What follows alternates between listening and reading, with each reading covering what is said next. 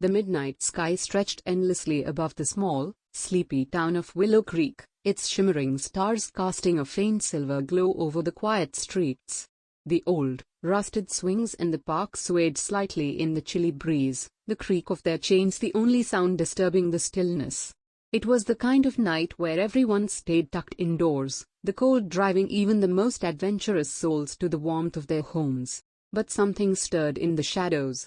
A faint sound broke through the stillness, a soft, desperate cry that seemed out of place beneath the grandeur of the stars. Beneath an ancient oak tree near the park's edge, a wicker basket rested on the ground. Inside, swaddled in a worn but clean blanket, lay a baby, no older than a few weeks. The cries were weak now, the infant's energy waning as the cold seeped through the thin fabric. Beside the baby basket, a note lay pinned to the blanket, the ink smudged but still legible. "Her name is Lily.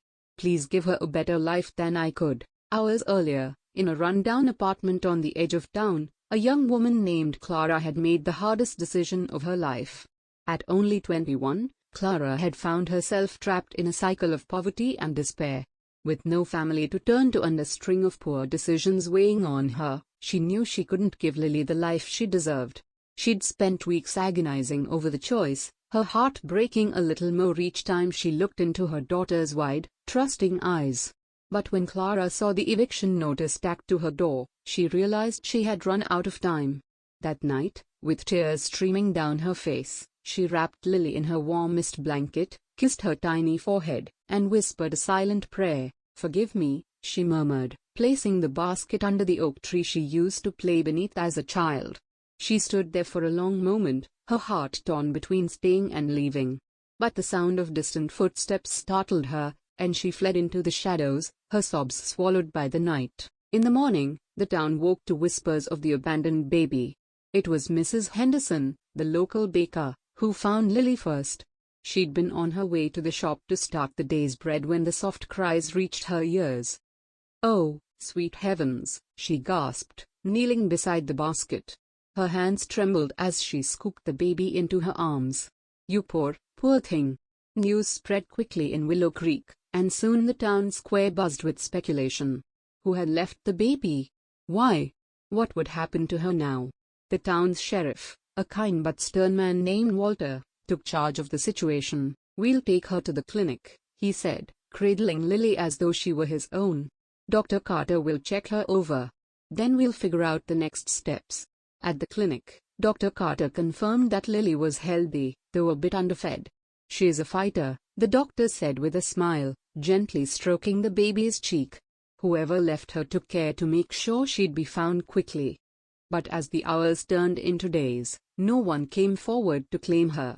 The note offered no clues, and the town's records yielded nothing about a mother named Clara. The townsfolk, however, refused to let Lily fall through the cracks.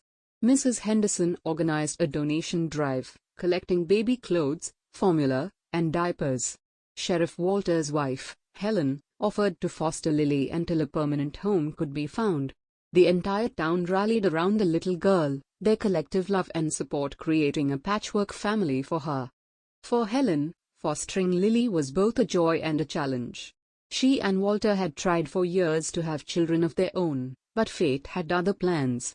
When Lily entered their lives, it was as though a missing piece had fallen into place. Helen spent hours rocking Lily to sleep, singing lullabies she'd learned from her mother. Walter, despite his gruff exterior, melted whenever the baby gurgled or reached for his finger.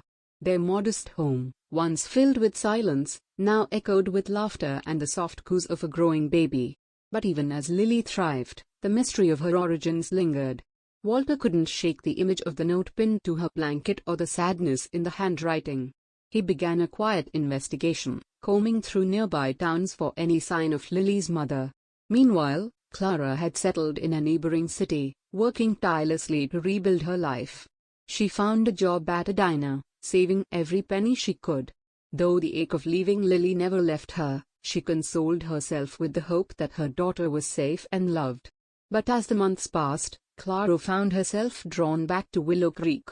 One evening, after her shift, she boarded a bus and made the journey to the town she once called home. Disguising herself with a hood and sunglasses, Clara wandered the streets until she found herself standing outside the sheriff's house. Through the window, she saw Lily in Helen's arms, giggling as Walter made silly faces. Clara's heart swelled with both joy and sorrow. Her baby was happy, thriving in a way Clara had always dreamed. She knew she couldn't disrupt that, but she also couldn't leave without letting Lily know she was loved. The next morning, as Helen opened the front door, she found a small package on the porch. Inside was a knitted baby blanket and a letter. The handwriting was familiar. It was the same as the note left with Lily. Dear Lily, I hope one day you can forgive me for leaving you. It was the hardest thing I've ever done, but I did it because I love you more than words can say. You deserve the world, and I couldn't give it to you. But seeing you happy now, I know I made the right choice. Always remember, you are loved beyond measure. Tears streamed down Helen's face as she read the letter. She showed it to Walter, who felt a lump rise in his throat. We have to find her, Helen said, clutching the blanket. She deserves to know Lily is okay. Walter's investigation gained new urgency. Using details from the letter, he pieced together clues that eventually led him to Clara. When he found her working late at the diner, she froze, her face pale. I'm not here to arrest you, Walter said gently. I just want to talk. Over coffee, Clara shared her story, her struggles, her fears, and the unbearable choice she'd made. Walter listened quietly, his respect for the young woman growing with every word. You did the best you could, he said when she finished.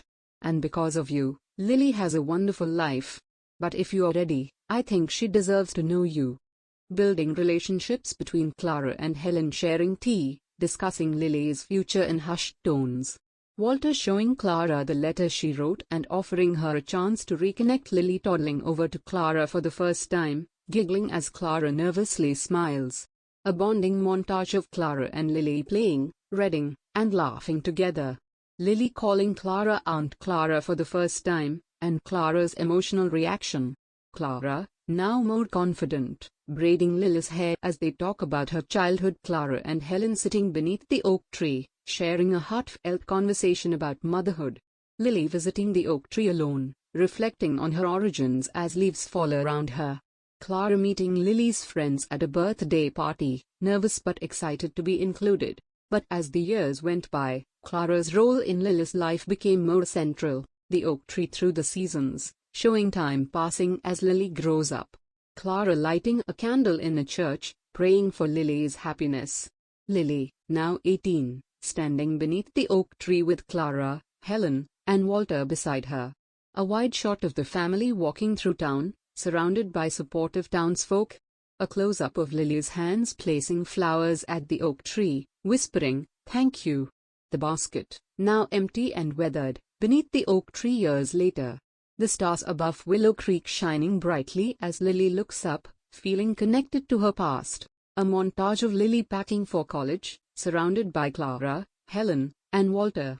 Clara, Helen, and Walter waving goodbye as Lily drives away, her future bright. Lily giving a speech at her graduation, thanking both her mothers. The oak tree, its roots deep and strong, standing as a metaphor for family. Helen, Walter, Clara, and Lily together at a family dinner, laughing and sharing stories.